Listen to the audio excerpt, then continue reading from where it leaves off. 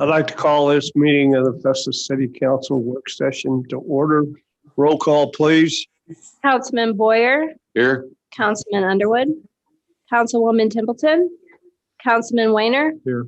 Councilman Dennis, Here.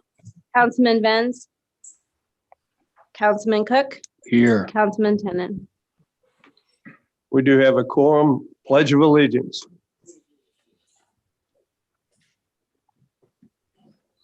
I pledge allegiance to the flag of the United States of America and to the republic which stands one nation under God, indivisible, with liberty and justice for all.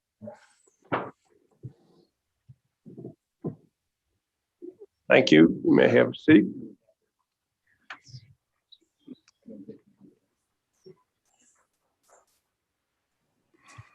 Call the meeting to order for May 17th, 2021. The work session meeting to be started at approximately 6 p.m. We'll take the roll call. Councilperson Ginever. Here. Councilperson Schonberg. Present. Councilperson Becker. Here. Councilperson Fisher. Councilperson Bradley. Here, Your Honor. Councilperson Massa. Present. Councilperson Osher. Present. Councilperson Picarella. Present. Would everyone please rise for the pledge of allegiance to the flag led by Councilperson Ginever? To the flag of the United States of America and to the republic for which it stands, one nation, under God, indivisible, with liberty and justice for all.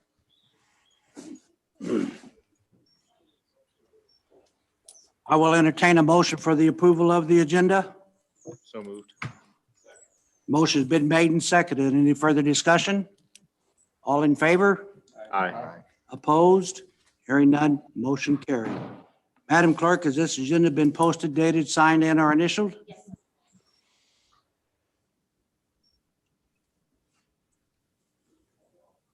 At this time, I will turn the meeting over to our city administrator, Mr. Eisenbeis. Greg, are you guys ready to go? We are ready for you. Absolutely. Okay, we are, Mr. Paul Hubman is here with the Great Streets Initiative. Ms. Bailey is on the Zoom call. She was under the weather. So she'll be participating by Zoom. They have some slides that are on the TV. And I believe Festus can see those as well. This is the project that we introduced to you guys a month or so back. I think Festus is a little bit ahead of us on getting into their council, but tonight's kind of just an overview of what Mr. Matt Unrein came and told the council last month. This is a little more in-depth review, so you guys have time for questions and answers after Paul's presentation. So it's all yours.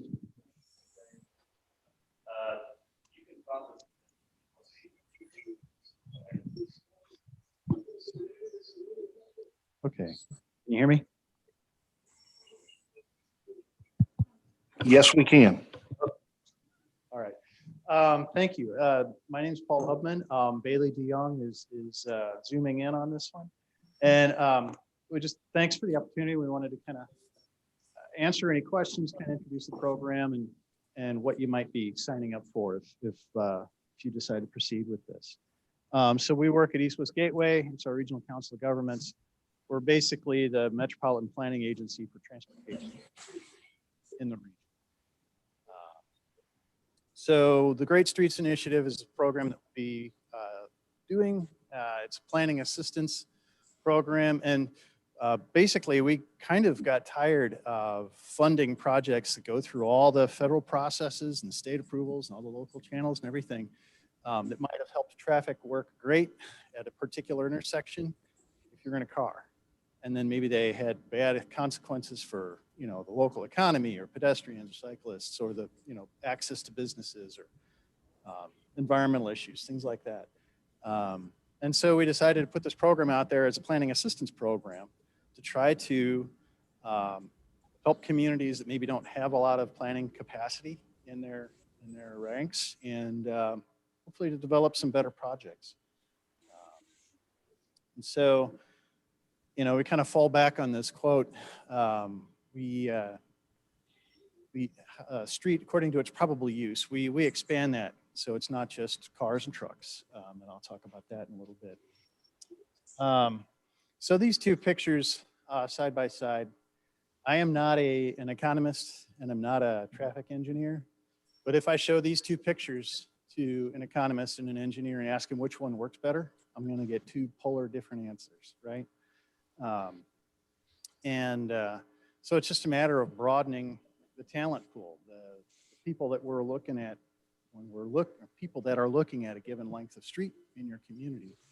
We're going to look at a wide array of things instead of strictly siloing specific issues like a local economy or getting cars through faster. And so this is built on the premise that streets are public space. Places like your Main Street on Mississippi or Main Street in Festus. You know, there's no reason that can't, I'm sure it does. You probably have community events. You have a lot of commerce going on there. People walking out there just for entertainment, just to enjoy the evening. So there's a lot more going on than just moving cars. So to go about this, we basically, you know, put people at the center of planning, not cars. Cars always have to work. I'm not saying that they're bad and evil and we need to get rid of them at all. But there are other functions out on the street too that need to work as well. Expand the way communities think of their streets, kind of try to broaden the community definition and expectation of places like Mississippi and Main Street. We also want to build infrastructure so that it can trigger economic and social benefits. We know that well-conceived public infrastructure investments, they do spawn significant private secondary investment that tends to follow. We have a lot of firsthand experience, which is consistent with a lot of experience across the nation. So you want a place to be attractive and lively and someplace that people want to be. A lot of urban shopping malls are sort of that kind of a cheap facsimile of Main Street, but they had music, they had great lighting, they had events, they had social space, they had all these things that Main Streets tend to have anyway. But maybe some of that's been neglected. All modes of transportation, sure, cars, you have buses. Do you have people on bikes? Do you have people running? Do you have people, you know, riding bikes? Do you have delivery trucks that need to service businesses there? All these things need to kind of work together. There's only so much only so much square footage out there, right? So there's a lot of competition for the space that you have. And then meaningful community participation. We invest a lot in really kind of taking this to the community. Various business departments within your municipalities, first responders, community as well. Keep coming back. Bailey will talk about that a little bit more. And again, that diverse team of planners. Usually we have the core of any given project team. There's a market analyst and strategist group. There's environmental infrastructure, stormwater, and things like that. Also urban design, making that place vibrant and attractive. Land use and urban planning. Also transportation, most certainly. And then community engagement generally requires, it's robust enough that it usually requires some additional people on the team just to cover that. And then finally, working with nature. You know, how old is your Main Street? How old is Mississippi? You know, it's been there a long time. We've learned a lot about environmental impact, how expensive it can be to kind of fight nature with some of these things like stormwater, urban heat island, things like that when you're trying to create an inviting and commercially successful and socially vibrant place. We're not the only ones thinking this way. I don't expect you to be able to read this, but if you're interested, AARP actually, and yeah, I'm over 50, so I get their email, but they realize that most of their constituents don't retire to Florida and Phoenix. Most people want to retire close to family, community, church, places they know and love. But maybe that house doesn't work well, you know, into your 80s or whatever. That neighborhood is difficult to get around if you're not in a car. Most people outlive their ability to drive by 7 to 11 years. You know what that, you have to move away. So they're looking at things. You can punch in an address, you can punch in a neighborhood, and it'll give you a score that's kind of an aggregate housing, neighborhood, transportation, environment, access to health, opportunity to access to jobs, things like that. And then you could actually go in and prioritize one over the other. You can weigh it according to your own priorities. But they're looking at communities as a broader whole, not just the cost of the house. The access to all the things that you want. So when we start, the vision is the anchor. We work with the community to help define the vision for that place, what you want it to be. We bring in a lot of market analysis and other analysis, to help the community figure out what's feasible, and of the options that might be feasible over time, what do you want? What do you want your Mississippi? What do you want your Main Street? What do you want that wonderful institutional node you have, Bailey? What do you want that to really be? And then everything else. I think of the other things, the ecology, the transportation, governed and maintained over time. You know, is your particular given system right now ideal? Oh, you're kind of fading in and out on us. I don't know if you're moving back and forth from the microphone or not, or we're having a hard time hearing you. Is that better? Oh, much better. I'm not used to talking with a mic in my hand. I was waving it all over the place. So all of these other systems kind of work in concert to get to that vision. What does the community want to be? And then we lay out how to help get there. So when you're talking about placemaking, it's always about the users. Keep that in mind. There's a range of activities. Some are very informal. Maybe you have parades. Maybe you have festivals on your street. It needs to work for all of those things. And so when you're talking about placemaking, that's key. And then the other thing, the bottom bullet on this is relocates support functions to the back of house, things like parking and stuff like that. Most of your place that you have that we're kind of looking at seems to be laid out with, you know, front door is basically at the sidewalk, not all of it. And then you're not asking people to walk across a long parking lot to get to a front door, something like that. The economic system, again, it's about what's the capacity of your place? What's the vision that can actually be expected to succeed over time, and how to get there. But then the other flip side of that is how do you maintain that over time? And so we will do what we can to arm you with that information and recommendations for the options for that. We don't want to, with any of these things, recommend that something is in the plan that you really don't want to maintain over time, or you don't have the capacity to maintain over time. So we want it to be durable and lasting. So the transportation system, again, it's multimodal, who all is using the street. And then so you're really just kind of balancing the facility to need. Do you need more street dining? Do you need better ADA access into your storefronts? Do you need, what all's going on there?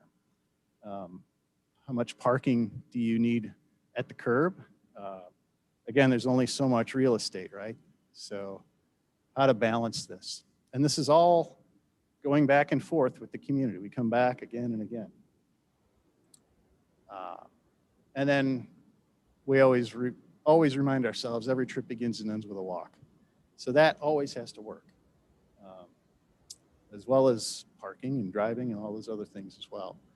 But what it boils down to is think of it like pedestrian amenities, a bench, that really aren't necessarily amenities, basic needs. July and August get pretty hot, right? And then the environmental system. Again, it's just, let's not fight nature. Let's use the tools and the science that we've developed over the past probably 65, 70 years. It's really rapidly changed in the past 2 decades. So some of that might be great for your community. Some of it you might not want. That's fine. Let's have the conversation. But when you're talking about the environmentals, you also have to, we find that we have to communicate this really well. This is kind of a before shot on a past project. And how to communicate this so that people really we're explaining well what we're talking about. Where's the rain garden? How is the root structure going back down? How's it drawing in? What sort of shade are we talking about? Is there, we're putting trees between the vehicles and the pedestrians. Really try to graphically communicate as well. And so we define the Great Streets program. We have principles that we use. We use these when we collaboratively with representatives from your two communities, go through a consultant selection process and how well they kind of address these main issues. They are great places. It's integrated planning. It's not just transportation.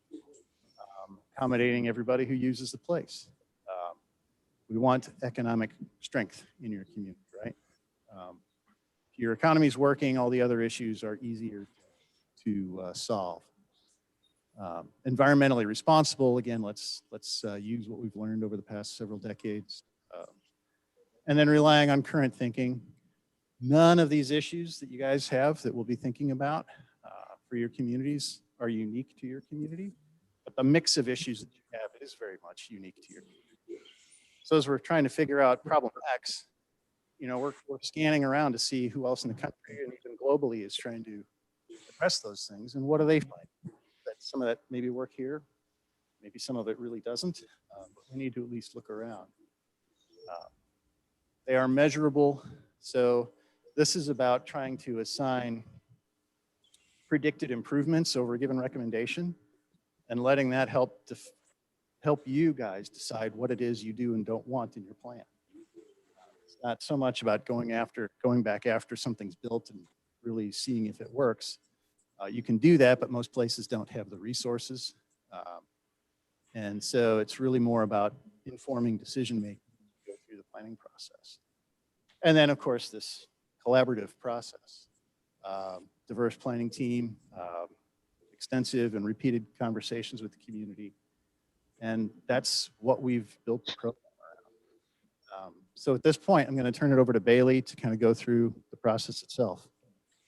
Yes, hello everyone. I hope you guys can hear me all right. So I'm going to go over the plan process, which is really the steps that we'll take to actually create this plan, like how we're going to do it next. So the main thing to kind of keep in mind throughout this entire process is that we're constantly going to be combining local knowledge with technical expertise. Every place is unique, so we, definitely want community feedback at every point in the process. It's a feedback loop, and we want to really understand what the community wants to see their vision. Next. So there's a lot of different, groups responsible for helping create this plan, and it gets a little confusing on what everyone's responsible for. So just gonna kind of touch base on what everyone's supposed to be doing. So the public is responsible for just, like I said, providing input at every stage of the process. And then we will have a consultant team, and their role is to really, gather and analyze information, facilitate public engagement, and they will create the final plan and implementation steps. And then we will create a local advisory committee, which will consist of representatives from the cities or businesses, MoDOT, et cetera, kind of whoever we think is relevant to helping create the plan and implement it. And they will provide guidance throughout the project, review and provide input on plan alternatives developed by the consultant team. And then Festus and Crystal City, your responsibility is to co-manage the process in a consultant team along with East West Gateway, make available relevant information, it'll help facilitate engagement, and staff will review the draft deliverables. And then East West Gateway, we will co-manage the project with the cities. We administer the contract. We make sure the project is consistent with Great Street principles, and we will review the draft deliverables. Next. So just a quick overview of the planning process, and I'll go into more details about each of these on the following slides. But first, we'll start out with a analysis of the existing conditions, and then we'll have a community vision session, a plan option session, preferred plan option session, then we'll draft the plan, and then we will have a final plan presentation. And we're looking at this taking about 8 months. Next. So like I said, we'll start out with the existing conditions analysis, which is really a pretty hands-off time for the cities for the most part. It's really where the consultants will, really familiarize themselves with the city and gather data. So they will analyze land use, the market, the environment, transportation, and urban design. And then we will have the community vision input session, which is really when we start talking with the community, explain the plan to them, introduce, the whole project, and the consultant team will present their existing conditions analysis and just making sure that we're not missing anything. And then we will do different activities to really start building that framework of what this community wants to see for the study area, which we done through different activities. These pictures are just examples of some previous activities we did on previous plans, but this kind of looks different for every community. Next. Then we will have the plan options input session, so the consultants will combine the analysis of the existing conditions with the feedback they heard on the first round to really start building some plan options for some key areas and concepts. And they'll present them to the community to get their feedback to see what they think works, what doesn't work, what they like, don't like.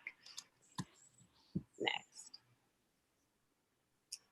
And then final for the community engagement, we'll have the preferred options session, which is really just making sure that we're hearing everyone correctly, that everyone's on the same page. So we will hopefully at this point have our final recommendations, and we'll just present those to the community to make sure that we're not missing anything, we're all on the same page, and then we'll start working on some prioritization, figure out what should come first, what should we prioritize. Next. And then the consultants will draft the plan, and then we will have the final deliverable, which is the planning report itself, which will include the definition of the project, description of the process, existing conditions, project goals, specific strategies, prioritization, and implementation steps. So at this time, we'll have a kind of hands-off session so that you guys aren't just given this plan and like, okay, what do we do now? We can really have a session where we'll talk to the people that are going to be implementing this plan and really go through the implementation steps with them so that you guys know what you're doing. You're not just like, okay, great, now what do we do?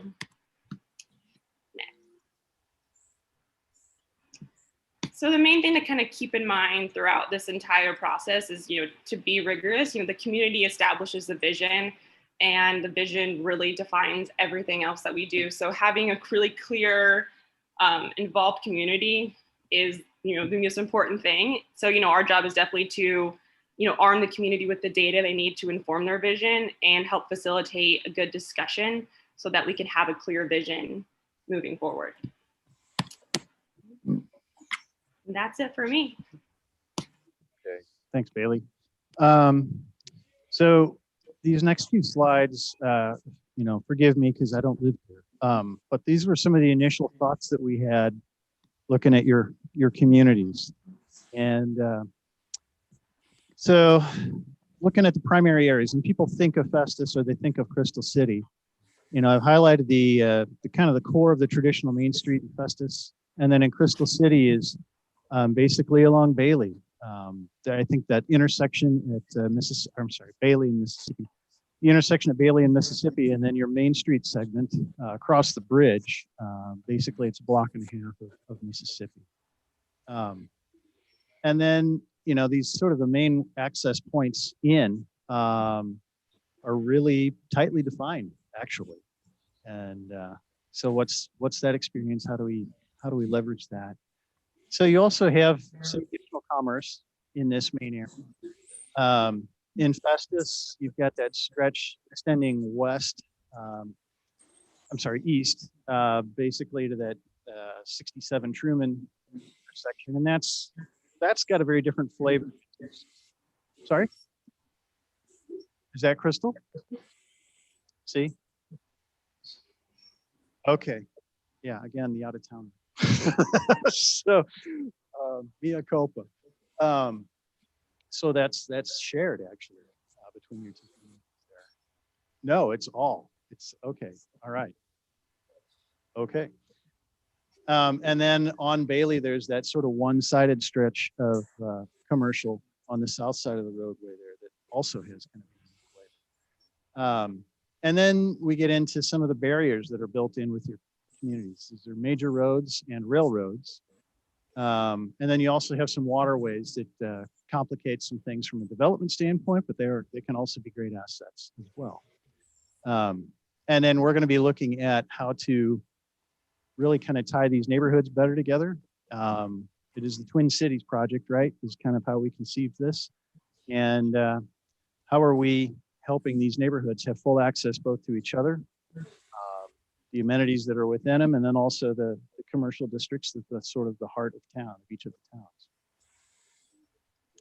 And then looking at your open space, I've kind of filled in Maine and then the rest of Bailey as potential open space. If we're going to try to connect these are obvious options, not to say that we bulk these up to be the connections, but potentially have a fair amount of parks. And you might cringe, but sometimes some communities actually consider their cemeteries also open space for communities. A lot of people go walking there. Some places even have low-key events during the summers in some of their cemeteries. I'm not suggesting that we should do that here, but other places sometimes do that. And then I also think that Bailey, Mississippi node, maybe there's some potential there. There's that huge lawn in front of the church. I don't know if that's really a community used space at all or whatnot. Is it working as well as it can be? Is it the asset that it could be for your community? And then in Crystal City, there's the PPG site. I know this is kind of tied up in court. There's some legal issues around this, the lease and all that sort of thing. However, we could take some, particularly from a market standpoint, what are maybe some long-term best viable options for this site, and how does that then really link to your community? So that's something that we could also look at. And so, again, blame the new guy, the out-of-towner here. But so some of the initial thoughts on goals, and this is a starting point. This is something to get a conversation going. And I don't pretend that this is by any way, shape, or form complete or correct, but these are some of the initial thoughts. Downtown Crystal City, maybe fill some vacancies, placemaking on the street. That new bridge hit your main street in kind of an abrupt way from a pedestrian standpoint and the sidewalk space. Long-term feasible uses for the space. What could be expected to really thrive over time. And then maybe highlight that Bailey, Mississippi node. Downtown Festus, you have been enjoying some reinvestment and some growth. What do you want that to be? Where to stop? How to protect that identity? What is that identity long-term? And then how to protect it. Address narrow non-ADA sidewalks. There are some real issues there.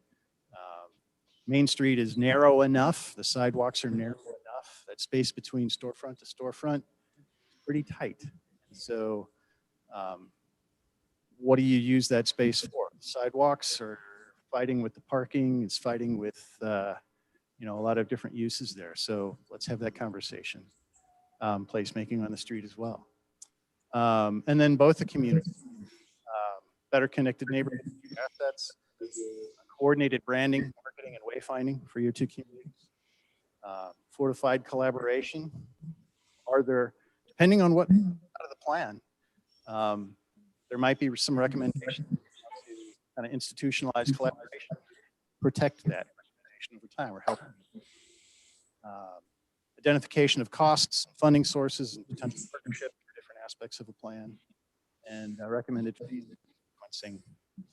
When the plan is done, don't think of it as a project with a big price tag. It's a whole host of things that, we know that that kind of money from heaven never really happens. Sometimes it does, but we should never plan on that. And so it's going to be a kind of a bite-sized sequence of things that you could do that coordinate, work together, that will help get you there. And so where do we go if we decide to proceed? which I'd love to. Really nail down the scope. The match commitment. So we have ballparked about $500,000 for consultant fees. Sounds like a lot. But that money gets spread out pretty fast. And 20% of that is required local, non-federal match funding. So we would need to know that you guys are good to pay for that. And however the two municipalities are sharing it. Really up to you. We just need to know that it's there and it's real. The consultant solicitation and selection, that's something that we do together with representatives from your two communities. We guide that because there are a lot of requirements and regulations with the funding, the federal and state funding that we use. We're responsible for that. So we will administer the contract. However, consultant selection, consultant management is really a collaborative shared thing. We're not out to strong arm anybody. This is your plan at the end of the day. If you're not bought in, it's a total waste of time and money as far as I'm concerned. So your participation is vital and necessary. So our board, we can't contract and spend a dime until our board authorizes us to. So August 25th is our board meeting. It sounds forever away, but all those regulations, there's this pace of public money that slows everything down. We can do this, but we have to hit that August 25th board meeting or we don't have a project. We're out of time. And then before we can execute a contract with consultants, we got to ink our funding agreement with you guys for the match funding. So there's time. And then the consultant work, and then they have to be done June 30th, 2022. That date is tied to our funding source. It's not negotiable. We can't move it. So we just need to be done by then. We've done this before, and it can work pretty well. At this point, I'm going to do two things. Guys and Festus, I'm sorry, I don't have samples for you, but I brought, this is from our Alton project, which was completed last June. But I just, as a sample of the type of deliverable you'll be getting, for everybody else, I'm going to steer you to our website. Matt Unrein can help you there. It's www.ewgateway.org, and then go to the transportation pull down, click on Great Streets, and then you can go right to all of our deliverables are there. You can look at all of them. I just brought this one because it's recent. But at this point, Bailey and I would love to answer any questions you might have.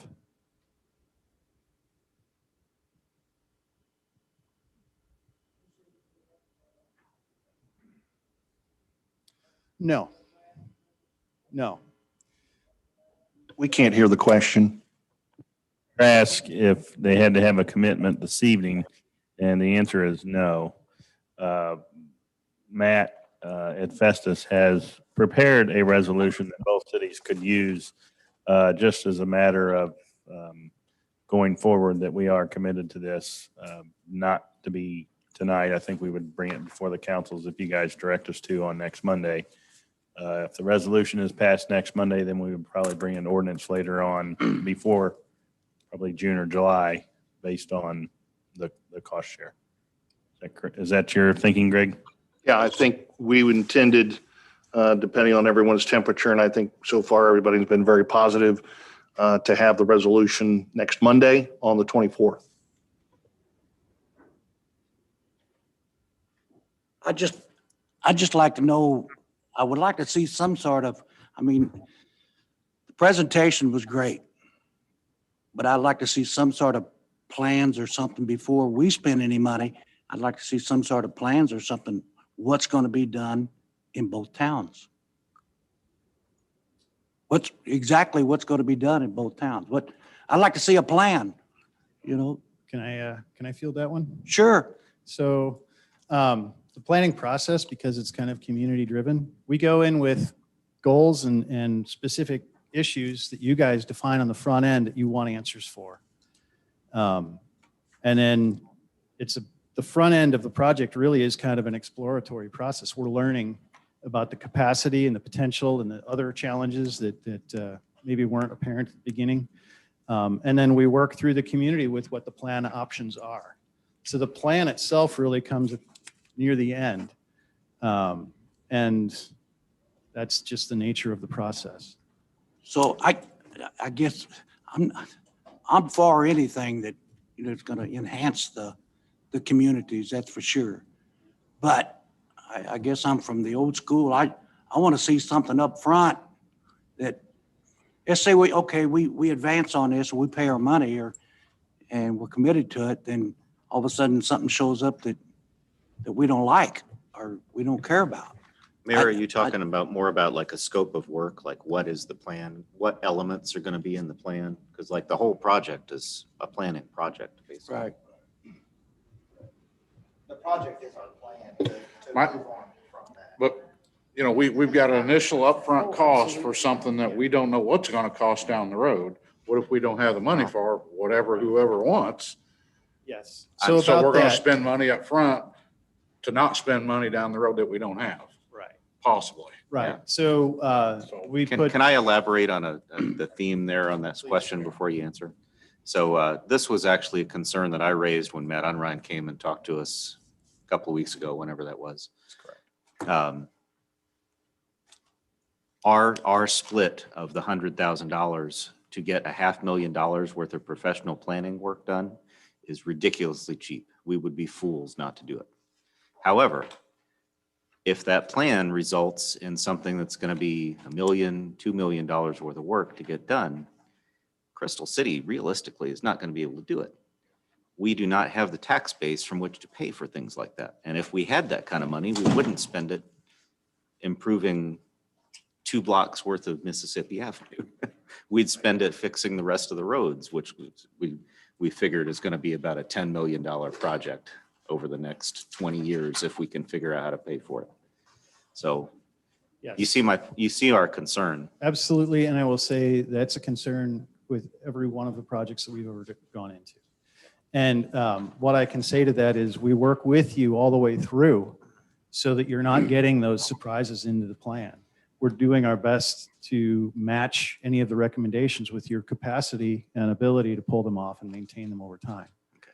And so the last thing we want to do is put recommendations up there that are non-starters. It looked like the planning process includes identifying, filling out spaces that are currently vacant, improving the infrastructure such that you can bring more businesses in here that would generate a flow of revenue.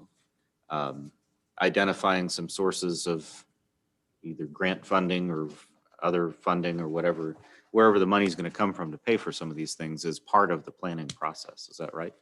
Correct. So particularly from the market standpoint, market analysis and strategy standpoint, you're talking about filling businesses and things, storefronts and things like that.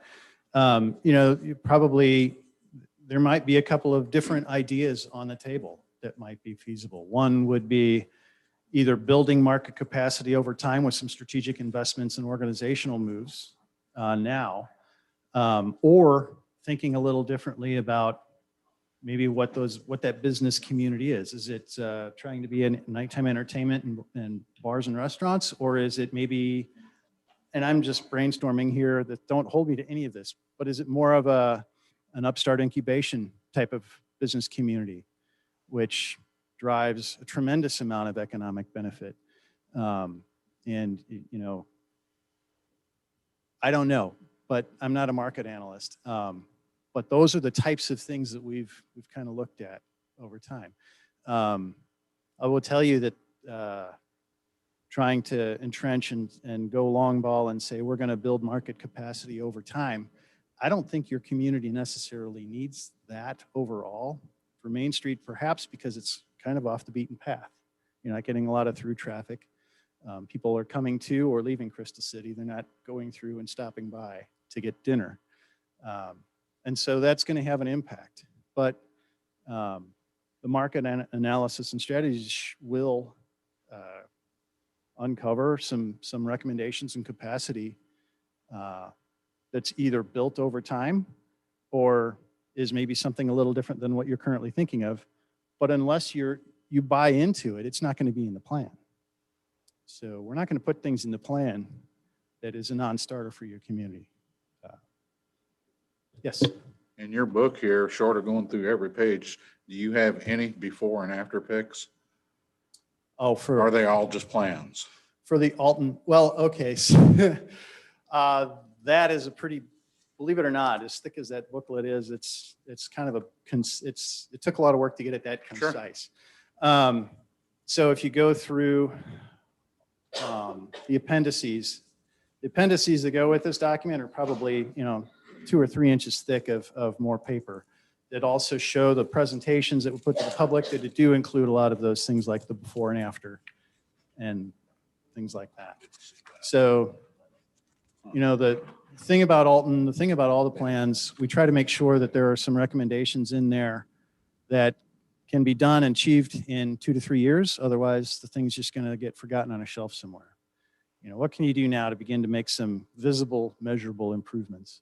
But then there will probably also be some long ball things. So recommendations tend to be in the category of immediate, next couple of 3 years, maybe 5 years, then 10, and then maybe 20 or so. Takes, there's that thing that the 30-year overnight success, right? A lot of commercial districts in that have been at it for a long time, and then suddenly they hit a tipping point. Things really go. But there's been a very deliberate series of investments and decisions made along the way to really get it there. So. And I know they showed it on the presentation a while ago, but basically the scope of work, is that like, correct me if I'm wrong, is that going like from city hall to city hall? Is that right, Jason, or do you know, or? Yeah, the scope of work will be determined by us. What we want done. But the problem is And after, if we say yes and we put our initial cost up front, how long is that good for? How long will this project run? Say we can pay for this year, but we can't pay for nothing for another 5 years. How long do we get the? Yeah, you don't put all the money up front. So our admin staff is pretty flexible with the payment schedule. If you want to do it all up front, great. If you want to break it into 4 payments through the course of the project, that's fine too. We just need it defined before we can ink a contract with the consultant team. Did that Again, answer? how long is this contract? Oh, it ends June 20th, or I'm sorry, June 30th, 2022. So we'll kick off this fall if we proceed, and then we'll be done end of June. I guess, do we have an anticipated cost of what our price is going to be for this? the cities are splitting 20% of 500,000, so 100,000. The resolution that was drafted by Mr. Unrein and Greg and I talked about is based on population, so it's about 70-30 split. So the Crystal City would be committing to about $30,000. That is correct. That's cheap. But again, that's just for the consulting fee. I agree. That's what I mean, that's for the plan. But then how long do we have to complete the plan? That's really entirely up to you. That'll be based on. Yeah, funds. I mean, our assumption is that we're not going to find that money from heaven to do the whole thing, right? Although that has happened. A couple of projects have been fully built out, but we can't plan for that. It wouldn't be responsible. That's not a fair fact.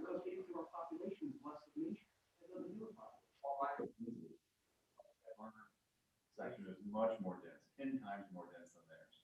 Yes, theirs is long. Theirs is long. Why would we pay more?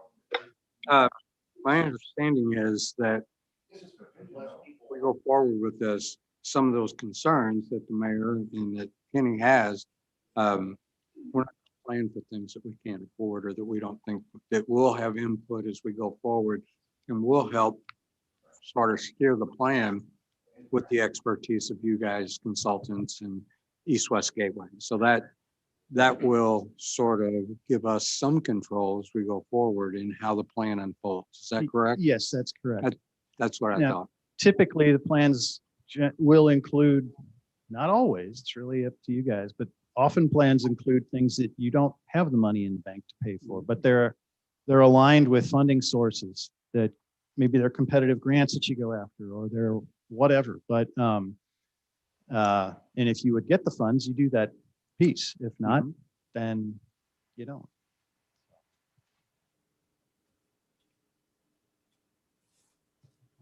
So just to be clear, over here, our commitment's only through June of 2022, right? And at that time, we don't really have to commit to implement any of the plans that we come up with? No, I would be very hesitant to Well, go. that's a bad way to say it. Invest our funding Yeah. in something that is kind of a non-starter right now. But Right. If you're open to the process and maybe open, you're not telling me that no way, no how are we ever going Right. to do any of this. You're just saying, yeah, I mean, it's your plan when we're done. So if we do our job right, you're excited about it when it's done. Right. And usually that works. I think if nothing else, we'll have a good marketing plan for our area as well. So that's, even if we don't implement half of it. Right. So, but we'll also identify some partners for some of these things that you could work with. Anybody else got any questions or anything?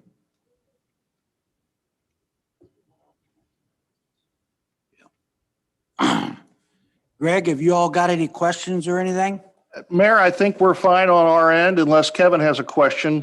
We were getting some noise from him, so we muted him for a little bit. But Kevin, are you good? You're muted right now.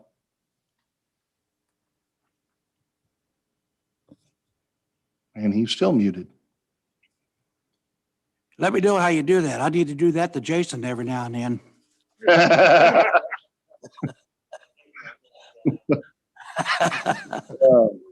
There we go. Kevin, did you have anything to add? No. Just listening. Wanted to make sure. If everyone's good on your end, then I think we have some more work to do on ours. We have some other stuff within our work session, so we'll kind of take leave of you if that's all right. But we appreciate Paul and Bailey making the effort and obviously showing us the bits and pieces that come with this Great Streets process. Anyone have anything else to add? Greg, it's Tony Becker. If the mayors and Mr. Camp don't mind me asking another question. Could you characterize how you would anticipate this process to work between the two cities? Have you done projects that are joint between two cities such as ours before? Yes. How the two different sides of the project would have input on each other and things like that? Right. My expectation is that everybody is at the table at equal standing through the process. Even though, I mean, if you go with the 70-30 split, Festus is going to have more money in the game. They're also going to probably have more benefit from this because there's a lot more detail for their piece that I just see that maybe it's a bit more equitable than say a 50-50 split where I'd be really working to make sure you guys got your benefit, that extra money out of it. But I assume you have a respectful, cordial, collaborative working relationship right now, and we'll just work with that. We have worked with multiple jurisdictions before. When we worked in West Florissant, it was the county and Ferguson and Delwood. When we worked on Manchester Road, it was Wildwood, Ellisville, Baldwin, Manchester, and Winchester. When we work in the city, often we have multiple wards, and there can be a lot of heated competition there that maybe isn't apparent when you start a process and wade into it. But we've worked in multiple jurisdictions before, and we've had, as long as everybody has a respectful relationship, then it works fine. Yeah, I think Festus got a fine mayor and a good council, and we have in the past, our sewage commission jointly, the levy jointly. So we do have a good working relationship, regardless of what some people think. That all said, one thing that we try to make sure we do find the gadflies, find the resistance, find the arguments, and bring them into the process. Because it's 8 months long, you've got a good chance to really kind of work through some stuff that may have been, butting heads before, something like that. So if there are those issues when we get into it, it helps if we know it ahead of time instead of walking into a meeting. But we seek those things out to really kind of help bring them around. Very good. That's all we had, Mr. Camp. Very good. We're going to go ahead and drop, I guess, the feed from the council chambers, Bailey, and then the Crystal connections, because we still have to continue online with our work session. So we'll see if we can. We have to do the same thing over here. So we got a lot on the table for tonight anyway. All right. We'll let Matt begin that process. Thank you all. Thank you, Mayor. Thanks, Paul.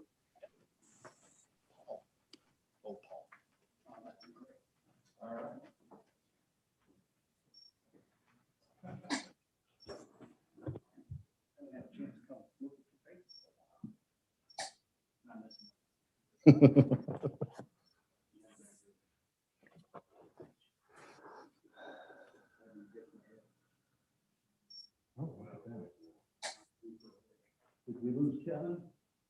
No, he's still there. I just maximized. Okay, very good. All right, Kevin, you still there? Yeah. Okay, good. Well, we'll just make this short, sweet, to the point. By the way, I assume that, we can discuss the percentages as we go, but I think the larger process of what we would want to do next Monday would be to put a resolution to pledge to pursue the project. Because I think we can see the value of what we would be getting. And finally, a way to get all the stakeholders, not just the people that are downtown, that live in downtown or work in downtown, but the folks that use downtown, which are not just, residents, but people who visit as well. I think we want to talk to as many people as we can to make sure that Main Street is usable for everybody that wants to come and use it. And whether it's as a businessman or whether it's as a patron. So we can talk more about that. And if you have questions this week, stop in, see me. Matt knows a lot about the program, having been through it once before in Ferguson, and can probably answer a lot more specific questions. So happy to have that process. But the other part of why we're here this evening was to talk about the American Rescue Plan. This is the funding that will be coming from the federal government within the next 30 to 45 days. It'll be actually what they're calling tranches. It's breaking this total amount into two pieces. Our funding will be $2,216,882.66. We will get half of that within the next 45 days, and the second half will come a year later. I wanted to go over, there was updated guidance that came out last Monday in relation to what the funds can be used for. And it really didn't, they gave us some formulas that we can use to determine certain things, but the larger pieces that we've talked about here of the last month or two since this was announced really hasn't changed. So it allows basically for revenue replacement. And I think from a priority standpoint, we would want to look at that. There were 4 funds that were pretty dramatically affected due to COVID. It was obviously the general fund had some pieces that were affected. Parks, the library, and the tourism fund saw a substantial decrease. Obviously, that is a percentage based on hotel fees, and people aren't staying in hotels. So we would want to look at trying to replace some of that revenue up front. Based on the formulas, and Stephanie's been busy on this all day today, based on the formulas that were included in the guidance from Monday, we're looking at almost 1.3 million dollars in lost revenue in those 4 funds. That's based on all of last year, but then a declining amount over the next 3 years, which is what they're allowing you to do. So it's 1.25, 465. You don't have to replace all of the funds, but I think if we look at it from a percentage standpoint, somewhere in the 60 to 65% range would put us around $800,000 to put back into those funds based on the amounts that each respective fund lost. In general fund, you're looking at the largest chunk of funding. The next one down from there is the tourism fund, and then library and park. Once those funds are in those respective places, they're unrestricted, at least as far as how they can be used. So they're not restricted to water, sewer, and broadband, which is the three big areas that they've been talking about with the ARP funds all this time. Correct. So I wanted to go a little bit farther into what it can be used for. So that would be the negative economic impact of COVID, would be able to reinforce those funds. Go ahead and turn your microphone on. Question for you before you go any farther. The 800 grand you're talking about, that's the total loss with a 3-year projection? The total loss is 1.2. Okay, so that we're getting 2.2. So we're still $1 million on the positive side then. Correct. Okay. Correct. I think if you look at it, I'm looking at more from a timeline standpoint, the immediacy of needing to perhaps do something with that first 1.1 that's coming our way. And do we want to look at going ahead and at least replacing a percentage of that money now out of that first chunk, and then decide what that percentage is. So if you, like I said, I threw out 65%, and that number comes in at about 813,000 out of that first 1.1, which still leaves additional funding, about 300,000 out of that first amount to be used on the other things that can be used in the ARP funding. So the other items that are in there are the premium pay to public workers. It's a cap. It's $13 an hour, 25,000 maximum per worker. And then the other piece, of course, is to invest in water. And by water, they mean water and stormwater. So water, stormwater, sewer, and broadband infrastructure. So really what I wanted to make sure that we did here was that there's questions you had specific to that or ideas you had specific to that, because I think more than anything else, what we're looking for on the staffing side is, or on the staff side is what direction do you want us to go? Do we want to fill these pots of money, these funds that took a hit, really the four that took the biggest hit because they weren't necessarily supported entirely by sales tax revenue? Do we want to look at premium pay for our employees? Do we want to look at projects specific to water, stormwater, sewer, or broadband? Although broadband isn't necessarily an issue for us. I read an interesting article about the city of Wildwood spending all their money on broadband access because they're still fairly rural out there in extreme western St. Louis County. They've decided to put all their money into one project, which is to expand broadband access to their residents out there in Wildwood. Can you explain premium pay?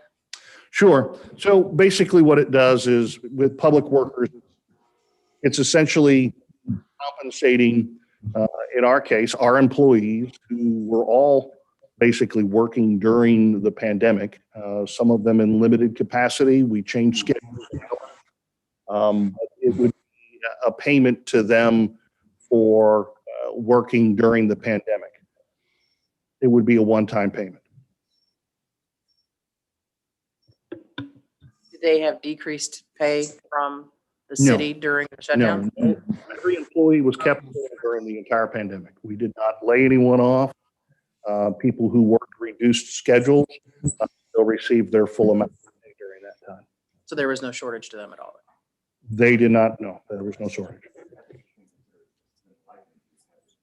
Yeah, I think that's the way we've taken it, is that it's hazard pay because they were still at work during the pandemic. They were at a greater exposure risk, certainly some departments more than others, and that it can be used from that perspective. Can you decide would it have to be citywide, any city worker, or could you stipulate police, fire, ambulance? can do whatever you want. I think the way I would prefer to approach it, because I think we really did have a great sense of all hands on deck, that there should be at least a minimum amount that we would want to compensate all of our employees. Because they all showed up, they were all here, they were all doing what they were supposed to be doing all of last year. Were there ones that were at a higher risk because of contact with the public? Certainly, I think you could probably say that as well. Were there ones that were, excuse me, at a higher exposure risk because of the materials they were handling? Say in your water and sewer departments, certainly your sewer department, you could say that as well. So it depends on how fine you want to split it, or if you want to go down that route at all. My personal opinion, my recommendation would be that we do something for our employees of some sort, because like I said, they have really shown through this entire process, and the fact that we've been able to keep the lights on, the wheels turning through all this is pretty spectacular. So my recommendations we're asking would be obviously to fill at least a percentage of the lost revenue in those 4 funds. It would be to acknowledge our employees for the hard work they put in during the pandemic. And then I think at that point, you're looking at where can you do it from either a project or planning perspective.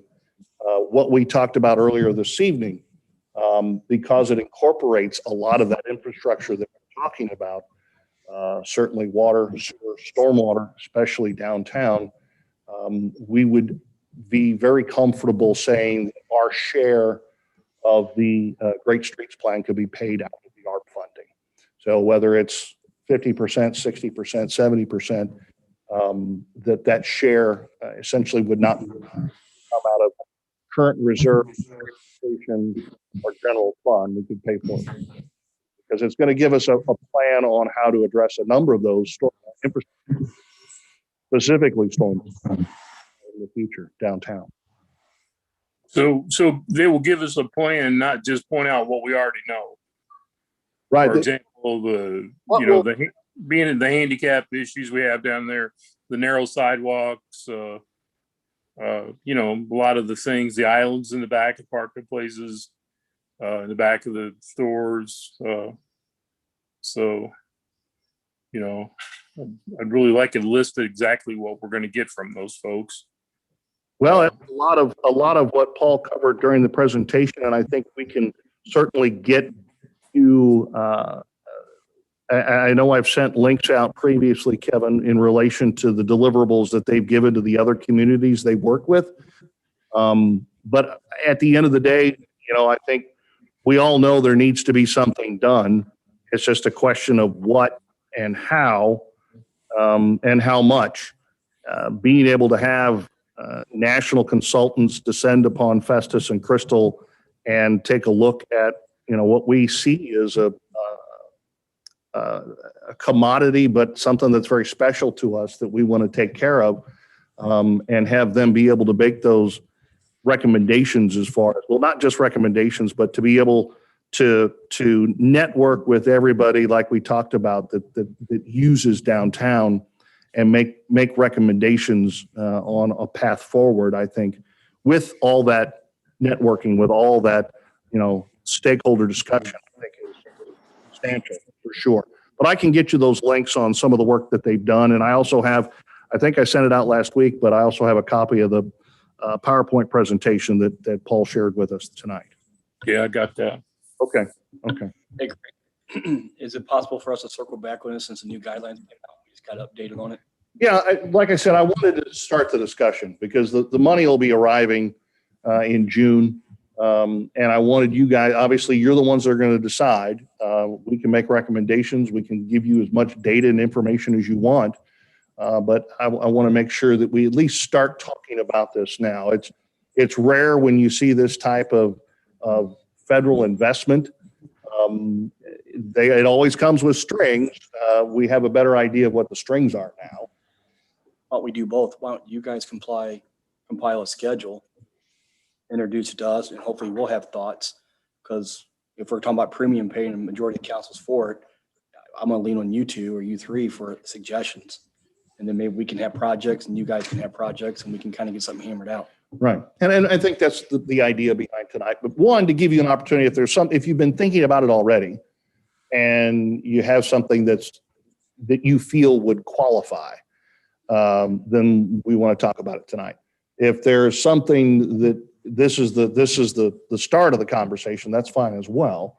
I just wanted to make sure we all understood the parameters more than anything else, was that you would be able to say, all right, this idea I've had in my head may or may not fit. Is there a way for us to do it? A lot of the revenue replacement, specifically in those 4 funds, gives us some flexibility moving forward.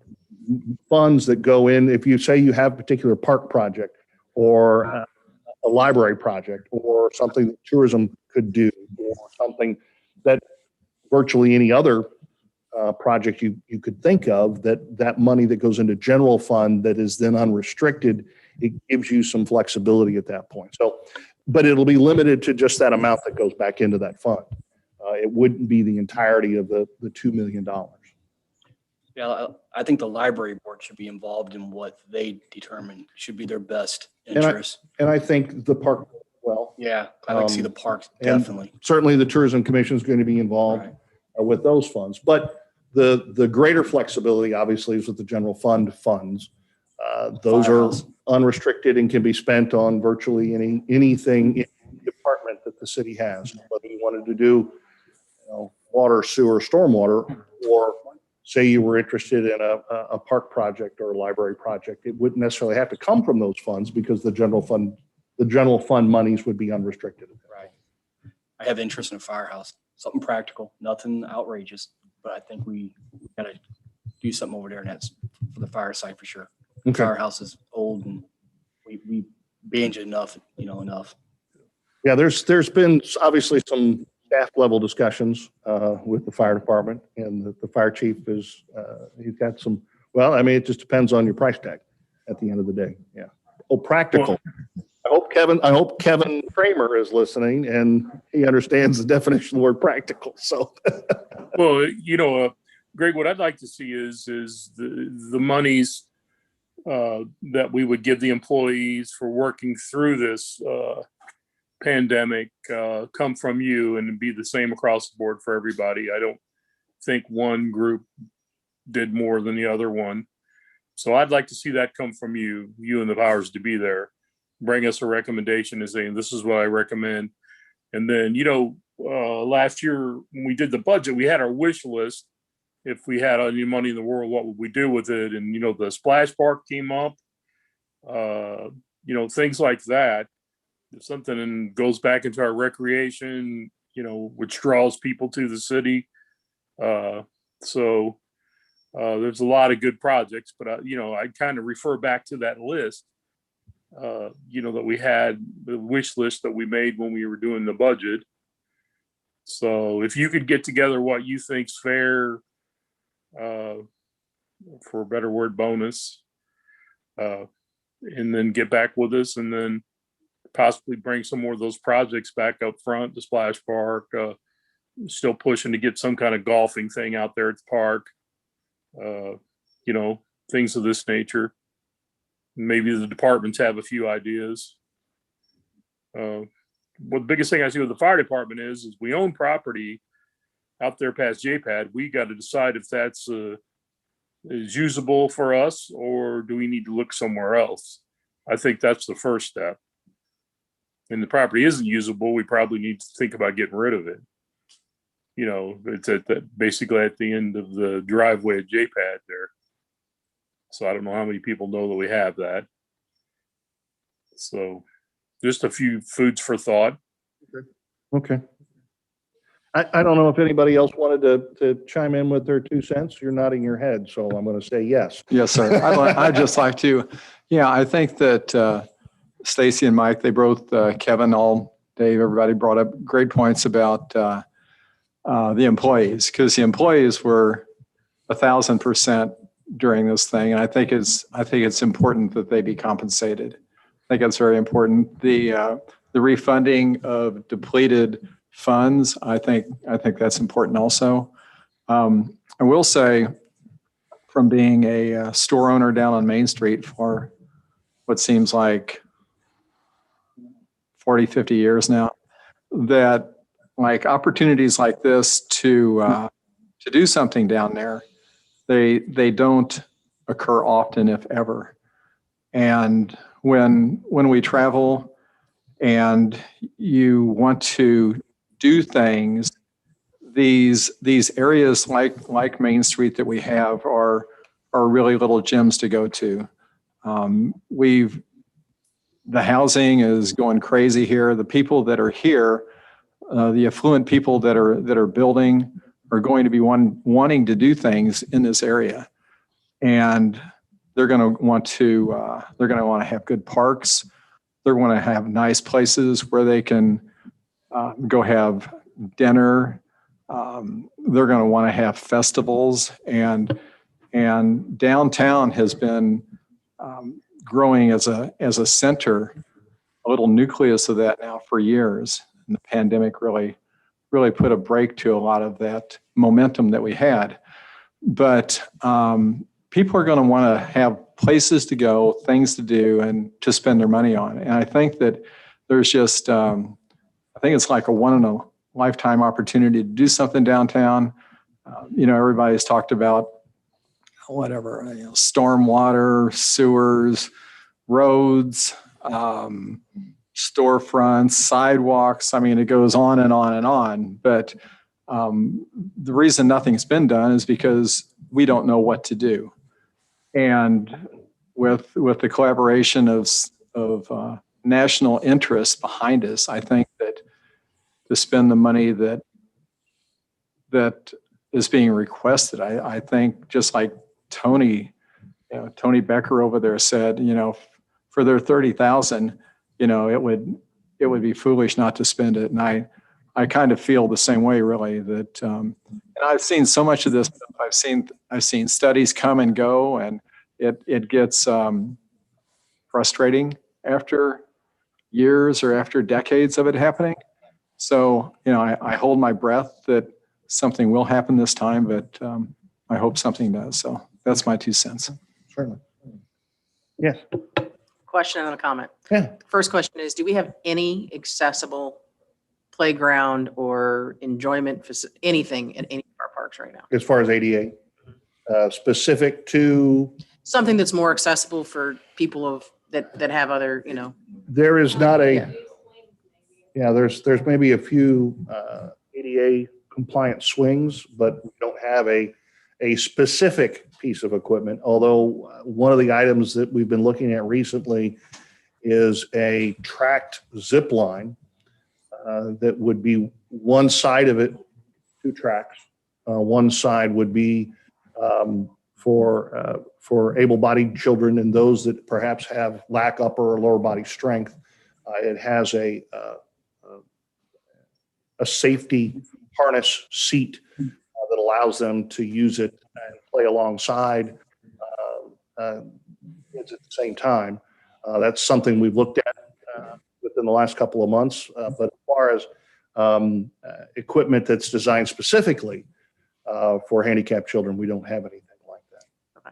And then I guess my other comment would be is I understand what Brian's comment about Main Street, but if we're going to put $70,000 towards a study, which I agree with him, I don't want it to be another study. Remember that study we had 5 years ago? We got another one. I don't want to see that happen, obviously, but I would be somewhat cautious about improvements done on Main Street that might end up being, oh, well, that's not part of what this looks like. And then we've spent money to do something different on Main Street and then come to find out, oh, well, the big plan is something different. So I wouldn't want to see that we put something in and end up having to take it right back out.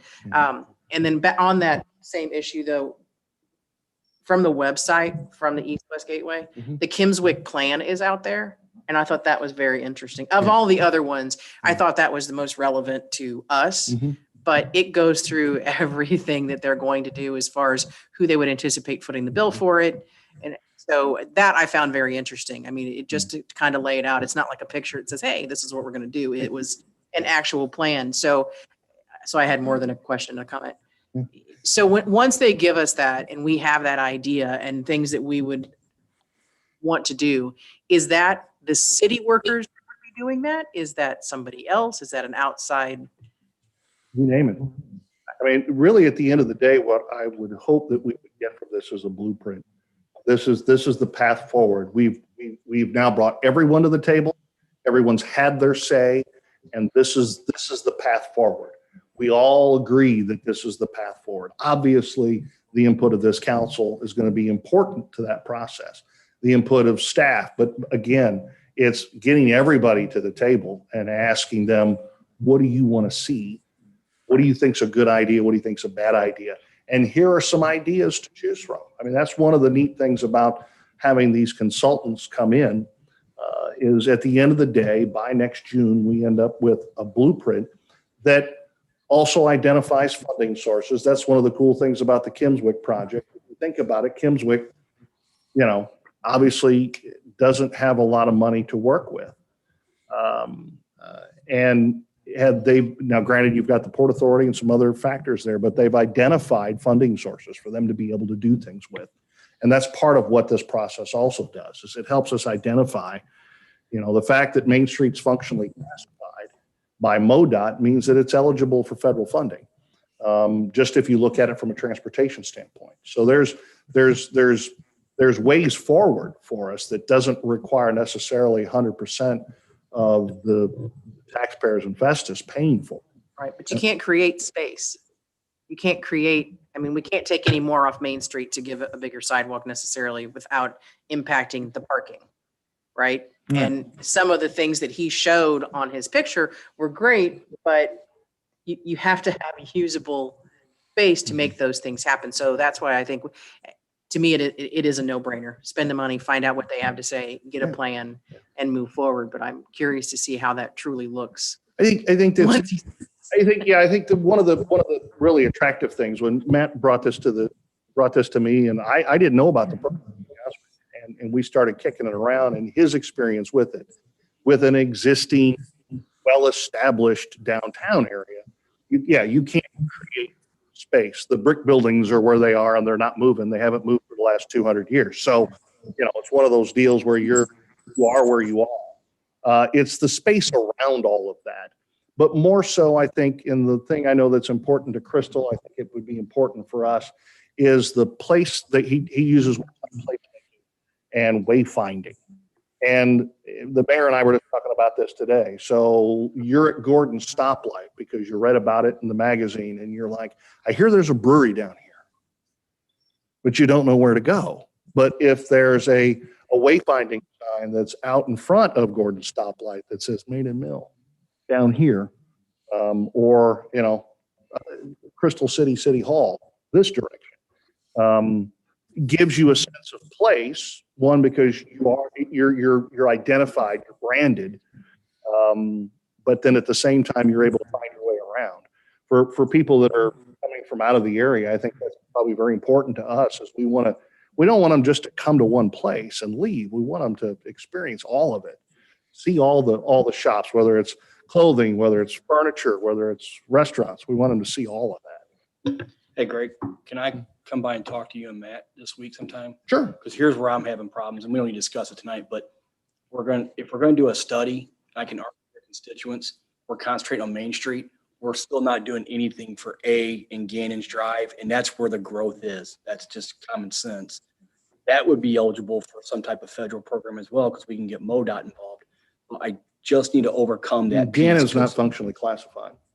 But Highway A would be. A is correct. Correct. So we could piggyback off A if we had to. Except it's MoDOT right away. But MoDOT could qualify for federal projects as well. Correct. That's where I'm having issues. Well, because I think it's one way to look at it is, the other way I think to look at it is to have the opportunity to do up to $500,000 worth of consultant work for any part of town. I think we would be remiss if we passed on it. I didn't want to do that. I know I'm using the big words again, aren't I?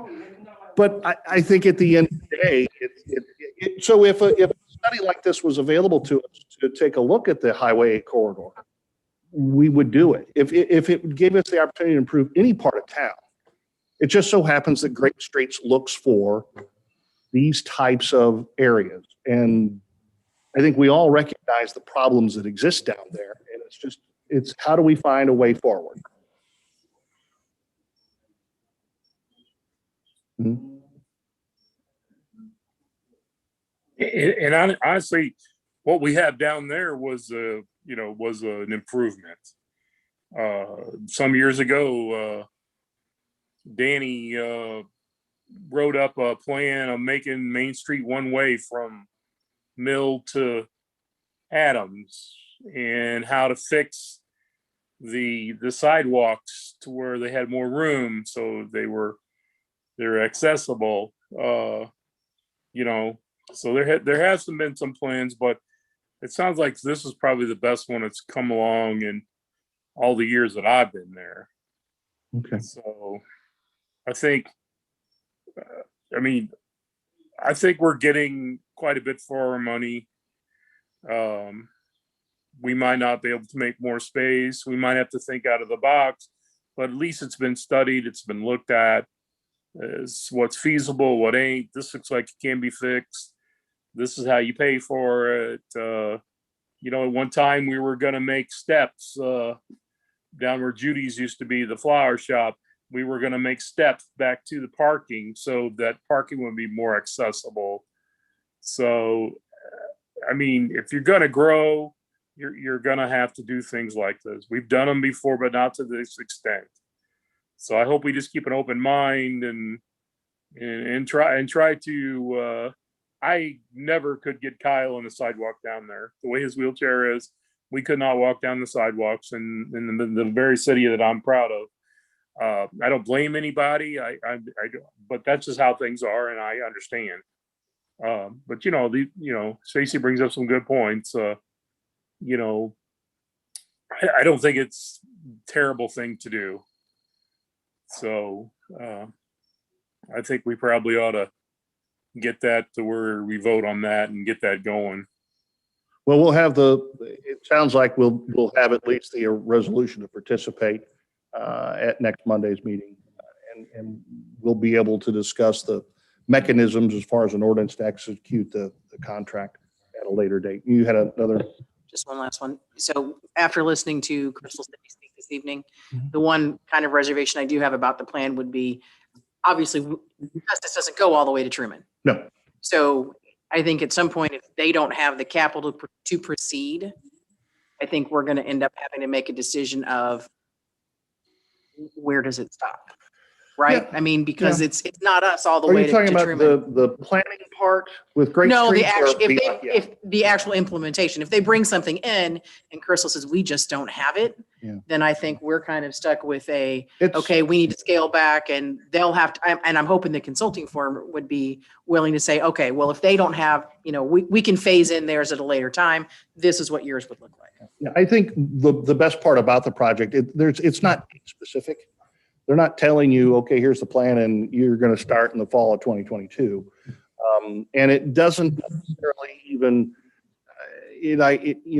some of the key elements that kind of get looked over, the stuff we were just talking about, the wayfinding and the branding, the placemaking, those are things that can happen, almost immediately. They don't require a large capital investment.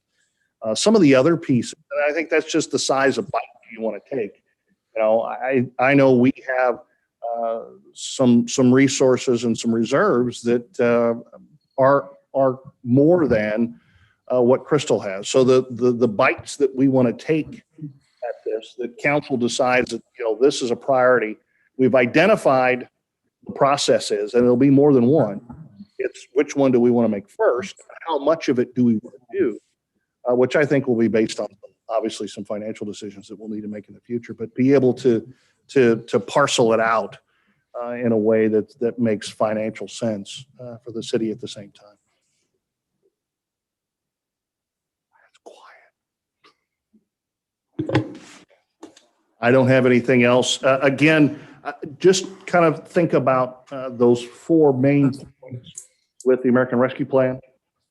We will put together some staff recommendations and just start to circulate those, because I just want you guys to ruminate, to think about our path forward with those funds. I don't have anything else to answer. I don't either, except that I would like to say this.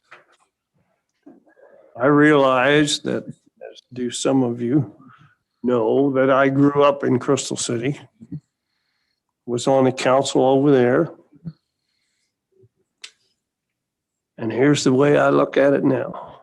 What we can do to improve the city of Festus is what we're going to do. If it ends up that they can't afford to do anything from Truman to Briarton, okay, but we're going to make downtown Festus look good, work, and be able to bring people in to our city to make it better. And that's the way I look at it, and that's how I will always look at it. Chief, my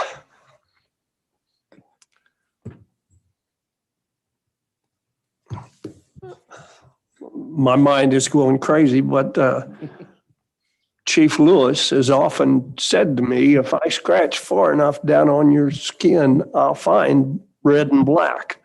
Well, it's getting to the point where I don't think you will. But we're going to do what we're going to do to improve this city. And one other thing, I'm just going to spill it all right now. At some point in time, and I hate to say this, I've said this to Greg before, he and I have talked about it. At some point in time, I think our neighbors to the east of us are going to have some real problems. And the only way that we're going to be able to help them is if we make them into us. And that's something that all of our citizens are going to have a hand in doing. And it's just that if it comes to that, that's a lot of money. If we could do that before they go under, it'd sure make a difference. That would be the way to do it. But anyway, having said all that, Festus first. And I want us to get this plan. I'd like to go ahead with this plan. We need to get all the downtown people involved, the Historic Association, the Tourism Board, the Park Board, Tourism. What was the other board that needs to be involved besides us? Library. What's that? Library. Library Board, yes. We get input from all those boards so we can do this and do it right. And as Kevin pointed out, we get us a plan, we do something about the plan instead of, as Stacy mentioned, 5 years from now, we're saying, oh, we should have done that. No, let's get something done and improve our city. And having said all that, I will entertain a motion to adjourn. So moved. Motion's been made. Seconded. All those in favor say aye. All opposed say nay. Here